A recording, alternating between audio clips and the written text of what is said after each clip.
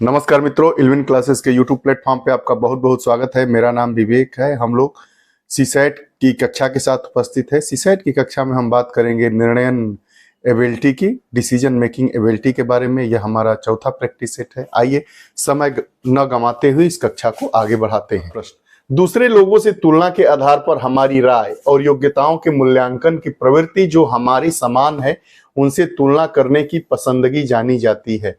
दूसरे लोगों से तुलना के आधार पर हमारी राय और योग्यताओं के मूल्यांकन की प्रवृत्ति और जो हमारे समान है उनसे तुलना करने की पसंदगी जानी जाती है।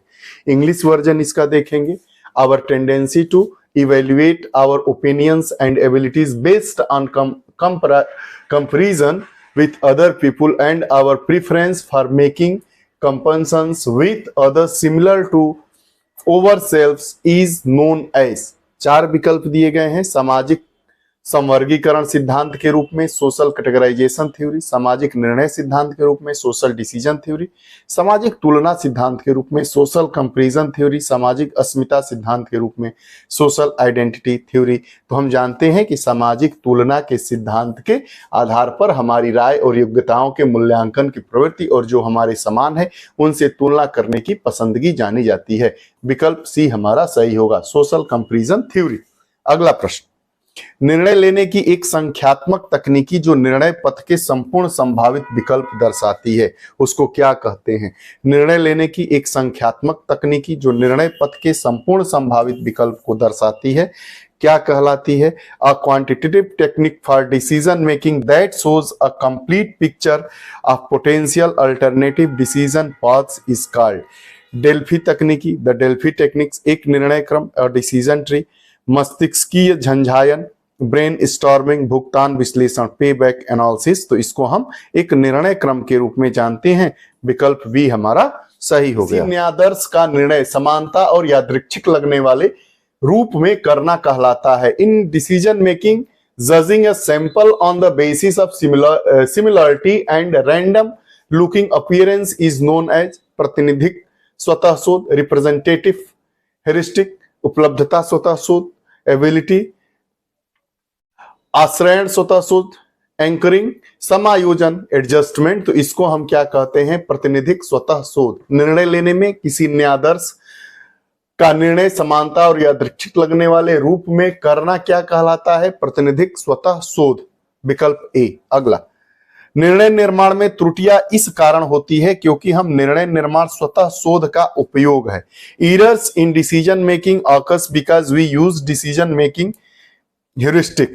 अनियोजित ढंग से करते हैं, in an unplanned manner, अव्यवस्थित ढंग से करते हैं, haphazardly, उस सीमा से परे करते हैं जिनके लिए उन्हें बनाया गया है, beyond the range for which they are intended, अन्य पक्षों पर ध्यान दिए बिना करते हैं, without making care of other aspects.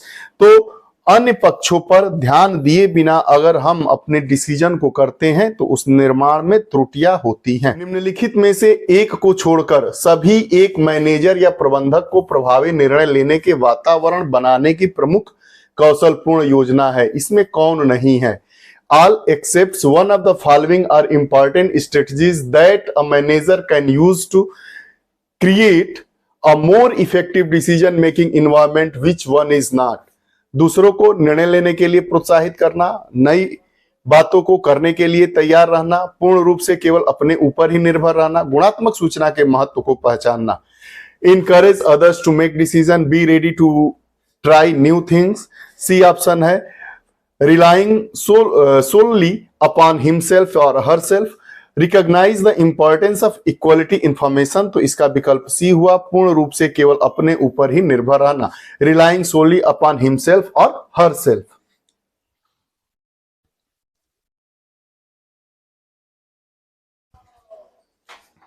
आज का अगला प्रश्न: क्रियाओं, परिणामों और आनुषंगिकताओं की धारणा जो किसी विशिष्ट विकल्प से संबंधित हो को जाना जाता है। Conceptions of the acts, outcomes and contingents associated with a particular choice is known as a निर्णय खांचे के रूप में, डिसीजन फ्रेम निर्णय आधार दर के रूप में, डिसीजन बेस रेट निर्णय धुरी के रूप में, डिसीजन एक्सिस निर्णय नियम के रूप में, डिसीजन रूल। तो निर्णय खांचे के रूप में विकल्प ए हमारा सही हुआ।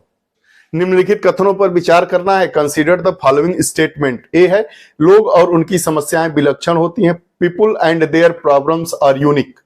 सक्रिय श्रवण उस व्यक्ति को जिसे सुना जा रहा है कुछ संप्रेषित करता है। Active listening conveys something to the person who is listened to. दिए गए कूट के अनुसार सही विकल्प का चयन करना है। Choose the correct answer from the quotes given below. पहला ए और आर दोनों सही है, किंतु आर ए का सही स्पष्टीकरण नहीं है। तो ए भी सही है कि लोग और उनकी समस्याएं विलक्षण होती है। जितने विश्व में लोग हैं उनकी सबकी अपनी अलग अलग समस्याएं हैं और सभी समस्याएं विलक्षण होती है, यूनिक होती है। People and their problems are unique. ये विकल्प हमारा बिल्कुल सही है। सक्रिय श्रवण उस व्यक्ति को जिसे सुना जा रहा है कुछ संप्रेषित करता है। ये भी बिल्कुल बात सही है, लेकिन जो आर है ए की व्याख्या नहीं करता है। तो जिसमें यह विकल्प होगा वह सही होगा। हमारा विकल्प ए सही हुआ। Both A and R true but R is not correct explanation for A. सामूहिक प्रयास जो वैकल्पिक विचार उत्पन्न कर एक प्रबंधक की समस्या का समाधान करने में सहायता करता है, क्या कहते हैं उसको?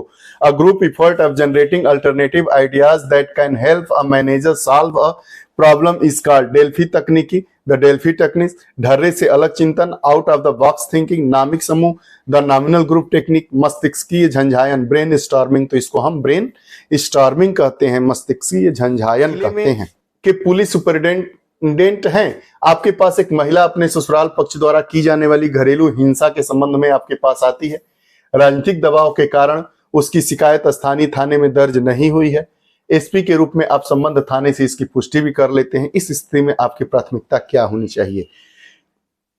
इंग्लिश वर्जन देखते हैं। You are superintendent of police of a district, a woman approaches you regarding domestic violence and harassment by her in-laws. Her complaints could not be registered in local police station because of political pressure. As SP, you get these facts confirmed from the concerned police station in such a circumstances. What will be your first priority? आपकी पहली प्राथमिकता क्या होगी? महिला को राष्ट्रीय महिला आयोग के पास जाने को कहेंगे क्योंकि शिकायत दर्ज करना कठिन होगा। Ask the woman to approach the National Commission of Women as getting the complaints register would be very difficult. उसको शारीरिक चोट की चिकित्सा रिपोर्ट लेने को कहेंगे। Ask her to bring medical report of physical injuries. ससुराल पक्ष को बुलाएंगे और उनसे कहेंगे महिला को चोट न पहुंचाए। Call in laws and advise them not to harm the woman. अगला, थाने के प्राधिकारी को कहेंगे कि चिकित्सा परीक्षण उसका केस दर्ज करें। Ask the station officer of police station to register the complaints after medical examination. तो थाने अधिकारी को बुलाएंगे और कहेंगे कि चिकित्सकीय परीक्षण के उपरांत उसका FIR दर्ज किया जाए। विकल्प डी हमारा सही हुआ। दो मित्रों में से एक अध्ययनशील है और दूसरा मंचीय कलाकार है। दूसरे ही दिन उनकी परीक्षा है। इसी रात सुप्रसिद्ध नाटक हेमलेट का मंचन हो रहा है। दोनों क्या निर्णय करेंगे? बात समझिए, यह निर्णय क्षमता है। इसके जो भी विकल्प होते हैं सभी सही होते हैं, उस पर मार्किंग अलग अलग होती है। देखिए, of two friends, one is studies and the other is a stage artist also. The next day is their examination and tonight the famous drama Hamlet is being staged. What will the two decided about the examination and the drama? पहला, अध्ययनशील नाटक की उपेक्षा करेगा और परीक्षा को महत्व देगा, जबकि दूसरा नाटक को। The studious one will ignore the drama and give importance to the examination while the other to drama. कलाकार मित्र उसे मनाने की चेष्टा करेगा नाटक देखने के लिए। The artist will try to persuade him in favor of the drama. अध्ययनशील मित्र मान सकता है। The studious friends may give in. दोनों नाटक से दूर रहेंगे और परीक्षा की तैयारी में लगेंगे। Both of them will avoid the drama and prepare for the examination. तो दोनों नाटक से दूर रहेंगे और परीक्षा की तैयारी में लगेंगे। विकल्प डी हमारा सही हुआ। कारक है जो प्रभावी समस्या में बाधक है। What is the factor that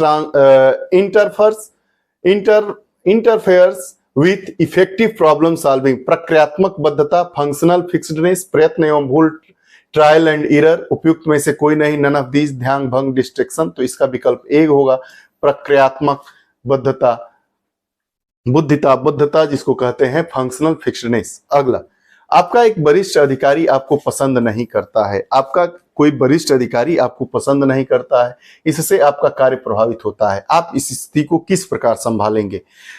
one of your senior officer does not like you, it affects your working, how will you manage this situation?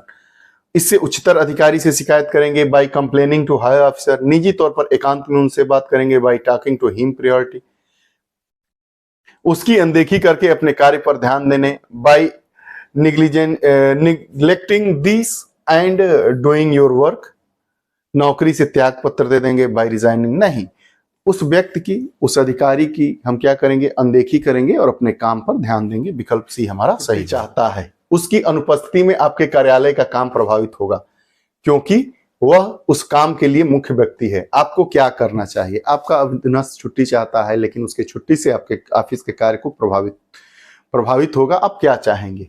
Your subordinate requires leave but your office work will be affected due to his absence because he is a key person of that work you would. उसके मामले को अपने उच्च वरिष्ठ को संदर्भित करेंगे। Refer this his matter to your superior, छुट्टी मंजूर कर देंगे। सैंक्शन द लीव, दूसरे व्यक्ति को उसका काम करने कहेंगे। Ask another person to do this his work, उससे छुट्टी मिले, छुट्टी के कारण के बारे में चर्चा करें और उसकी उपस्थिति की आवश्यकता के लिए उसे मनाने का प्रयास करेंगे। Meet him, discuss about the reason for leave and try to convince the urgent needs of his presence. तो विकल्प डी हमारा सही हुआ। अगला, बस पर चढ़ते समय कोई व्यक्ति अचानक चिल्लाने लगता है, आप क्या करेंगे? Somebody suddenly start hauling on you while boarding a bus, you will। बस पर चढ़ते समय कोई व्यक्ति आप पर अचानक चिल्लाने लगता है, आप क्या करेंगे? 4 विकल्प दिए गए हैं। आप भी उस पर वैसे ही चिल्लाएंगे। Also hauling on him, conductor से उसे शांत करने के लिए कहेंगे। Request the conductor to calm him down, चिल्लाने का कारण जानकर मामले को शांत करेंगे। Settle the problems after knowing to cause of hauling, उस पर क्रोध करेंगे और उसे शांत करेंगे। Get angry on him and calm him, तो चिल्लाने का कारण जानेंगे और उसे सुलझाने का प्रयास करेंगे, मामले को शांत करने का प्रयास करेंगे। यह रही डिसीजन मेकिंग एबिलिटी से जुड़ी हुई हमारी कक्षा। आपको हमारी कक्षाएं कैसी लगती हैं कृपया कमेंट बॉक्स में अपने विचार दें। पुनः नई कक्षा के साथ उपस्थित होंगे, तब तक के लिए बहुत बहुत धन्यवाद। नमस्कार।